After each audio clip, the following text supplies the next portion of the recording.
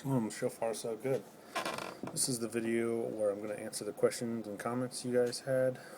First off, I want to say the solar project that I did was a learning experience for me. There's a couple things I would have done differently, and that leads us into the first comment. The real Uncle Mikey Mike says, why PVC unions with duct tape and not unions with PVC glue? Well, honestly, when I was at the store, I saw the glue, and I was thinking I could probably do that with duct tape, and it was a little cheaper. It was only like $3 cheaper, so that's one thing I would have done differently. I wish I'd given more care to the joints in the pipe, because you don't want any water getting into the pipes. I probably would have used conduit as well. But yeah, that's it. Frederick Forsyth says motion sensors. He's suggesting that we use motion sensors. This was a plan that I've had for a while, but I've been trying to keep costs down, trying to keep it as cheap as possible. That's something I may do in the future. Also, to keep the kids from turning off the light and use motion sensors, that's more of covering up the problem and not really dealing with the problem. If we had, say, an air conditioner or something that uses more power, that's going to be a bigger problem if somebody forgets to turn it off. So I'm trying to build proper habits, not just cover up the symptom. How it was built. So you need a couple things for your bare bones basic system. You need your power source, which we use solar panels. You could use anything else like a generator, I guess, if you wanted, or a steam engine. I did that in another video. You need a storage source like your batteries. The battery that I used was called an Excide Deep Cycle Marine battery. It was 205 amp hours. Pretty good battery. Is about $110. The solar panels that I got were 15 amps for around $110, and it came with a charge controller. And I realized I could have got a lot better deal, but I wanted to get all the parts that I needed that day when I was shopping, because I had already spent like 4 hours shopping around for it. And the store that I got the solar panel was the only store I could find that had a charge controller. When we do a bigger system, I'm going to get nicer equipment, more expensive and with more features, but this is just a cheap little system because it's one of the first times I've done it, and I didn't want to spend $2,000 and end up ruining my equipment. Something else you're going to need is the power inverter. The power inverter, its job is to turn the DC current to AC, which is what your typical house uses. I just got a cheap one, like I said. It is called a Traveler 200 watt inverter. Very basic. It was about $30. It doesn't really do much. It just has two AC outlet ports and a USB port, and you just plug it up to your battery system. It doesn't have a hardwire port, and by that what I mean is, like, you can't just connect wires into it. It only has these AC ports. So what I had to do is I had to buy one of the connectors that you would use for, like an old extension cable, an extension cord where you just screw it in. You're going to need your wire. I used AC 10-2 wire, 10 gauge 2 wires plus ground. It runs about 50 feet into the kitchen. It was a really good spot over where the housing is. I built a little dog house, I guess you could call it, to house the battery and all the electronics so they don't get wet. And then I buried the wire inside of a PVC pipe through the driveway and down towards the kitchen. And then you're going to need whatever you're going to power, in this case lights, and a switch if you want. Other things I would recommend, a disconnect. It's just basically like a manual light switch that you pull out and it disconnects the power. A low voltage disconnect, LVD, that keeps your battery from undercharging, and if you do that, your battery is going to have a shortened lifespan, so you want to protect that. We're only using 34 watts of power for the light bulb, so I'm not too concerned about it yet. But once I install outlets and use more power, then I'm going to be more concerned about it.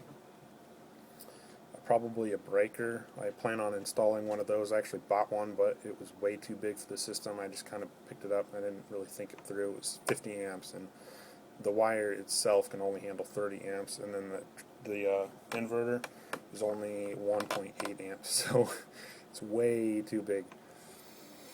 That's about it for that. Going Galt 1 says, very nice. What are you using for a charge controller and an inverter? Just mentioned that. I'm looking for a good MPPT controller, MPPT, but so far they are a little out of my price range. Great looking work, guys. Just remember that the inverter itself will drain your battery when it is on, even if you aren't drawing the load off of it. Two things. Okay, an MPPT controller. They are good. They will save you a little bit of power. Good rule of thumb, I don't recommend my MPPT controllers unless you have over 1,000 watts worth of power production solar panels. Anything over that, if you were just to put the money towards buying more solar panels, you would produce more power than what you would save by buying a $500 plus MPPT controller. It does some cool things. It doesn't make the voltage drop down to the battery's voltage while it's charging, so you're using more of the power available. That's how it works, versus the pulse width modulation controller. That's what I have. It's just a really cheap, simple one. It's 7 amps. We have a little bit of growing room. We have like 5 watts or 5 amps that we can add on to it, which we will later. The inverter itself draws power. I did know this. I didn't realize how much it did use, though. It uses closer to a watt, or excuse me, an amp or two, versus like half an amp. And I thought it would be more or less negligible, but it has been more than I thought. I've only seen the light on the charge controller, the light that says fully charged, on once, and that was before I hooked the inverter up. So that's something to keep in mind, guys. Good tip, thank you. Jesse Hugheart 1. Hey Joe, you can buy cheap extension cords and save a lot. They have 2 or 3 10 gauge wires with standard copper. I use them and they work great. I thought about this. It seemed like kind of a really simple, fun idea, but the problem is, at first I had a PVC pipe that I was going to send the 10-2 wire through, and it was tight enough, so I had to go up to like 1/2 inch or 3/4 PVC pipe. Even then it was sort of hard to get through. It still fit, but the end of the cord wouldn't have fit. I had to make sure I put that on after I put the cord through, so that's why we didn't use an extension cord. Also, I wanted it to be something more permanent filling, and well, I know you're just plugging it in, but it's wired into a light switch inside the kitchen, and that's the way we went. Dan, our numbers, nice. This will be a big difference. One humble suggestion for your next build: consider going with DC power for lighting and skip the inverter. This avoids loss in the conversion. Also, shorter the cable equals less loss. Amazon and eBay have lots of low-cost bright LED DC light bulbs. Alright, 2 things with this. I do agree, however, like I was saying, the panels from the kitchen are a good 50 feet or so, and it's just not practical to do DC because you would have to have a lot larger wires. For the people that don't know that, you'd have to have probably triple the size, and you would still lose a lot of power, a lot of voltage, excuse me. I agree with the inverter loss, although it's still not that much. I mean, it is something to consider, like I was saying, but it's not practical in this situation. Also, buying special LEDs, DC lights. 2 things there. LEDs, I'm pretty sure even if you get an AC LED, it doesn't matter either way because it's a light emitting diode, so even it's really actually DC anyway, it's just knocking off half the sine wave of the AC. And also, if it does matter, it's a lot easier, nicer, and probably cheaper, just to go to Lowe's and buy regular house AC lights versus trying to maybe they have them, maybe they don't, go and find a DC light. How much did it cost? It was $110 for the controller and panel. It was $110 for the battery. It's $30 for the controller, or the inverter, excuse me, and it was 100 feet of wire for $85. So that's kind of your bare minimum plus your light bulb. The lights were about $10 each. The fixtures they go in were pretty cheap. They're only like $2 or so not much.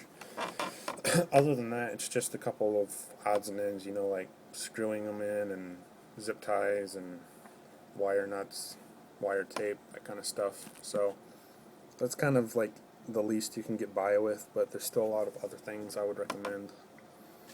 Somebody suggested wind power. For Shofar Mountain, it is really not practical. If you guys have probably seen, there's a lot of trees out there, and it's just not practical. For wind power, to have an effective wind turbine, you need to have the wind turbine, I think it's 1.5 times the shortest obstruction. So if your tree's 50 feet tall, you need it to be 75 feet tall. And towers can get expensive too, and it's on the downhill side of the mountain. There's not a lot of wind over there. At one of our brother's houses that are just up the street, he has a lot of wind, and I might eventually do that. I might eventually do it on Shofar Mountain, but that's like way down the road because it's not going to be a lot of gain for the money that we put into it, although it's pretty cool and fun, right? It's a wind turbine. Somebody probably made a comment jokingly asking for me to come out and help them install a system out in Tennessee. I'm going to throw this on the table for you guys. I am employable. If you guys want some help, you can hire me. If you're not too far, or if you are far away, pay the travel cost. I don't mind helping you guys. Building tips and passive solar. I think I mentioned in another video, for every dollar you spend reducing your cost, saves you $3 in needing to produce power. Things you can do to help with that are like orienting your house towards the south so you get more heat in the winter, and making sure you have the overhangs on your house, the little things that come off the roof. Make sure those are long enough for your area so the summer sun isn't getting into your window and heating the inside up. Installing shutters, having lots of thermal mass. Thermal mass is something that holds heat like water or bricks. That's why you probably notice basements tend to be really cool even in the summer. We were just at my stepmom's house and it was like 65 even though it was like 90 degrees out, so you wouldn't even need air conditioning all year round. Thermal mass, you could do like events with a hole like through your floor, with a fan pulling the cold air up, and then just reverse it depending on the time of the year, and make sure you have it insulated in your crawl space or under your trailer or whatever you're living in. Make sure you insulate your house well. Floor, attic, walls, it really makes a difference. We are renovating a trailer that we're going to use, and one of my biggest goals is to double the insulation. So if we get an AC, it makes the power that we use go a lot further. Instead of, just so the power isn't just, the air conditioning isn't just being absorbed by the heat outside. That's all I can think of at the top of my head. I may do some more videos on how to size the system. I just wrote down some steps for a brother on, he wanted an AC to run off solar, and what we came up with, it's going to be about 1,000 watts of solar panels and 1200 amp hours of capacity. So you're looking at like $1,100. This is something I want to do for when I get my permanent shelter set up. That's about all I can think of for now. If you guys have any other questions or comments, feel free. If you need any help, email me, suggestions, keep on sending me some personal messages, and I'll see you guys later.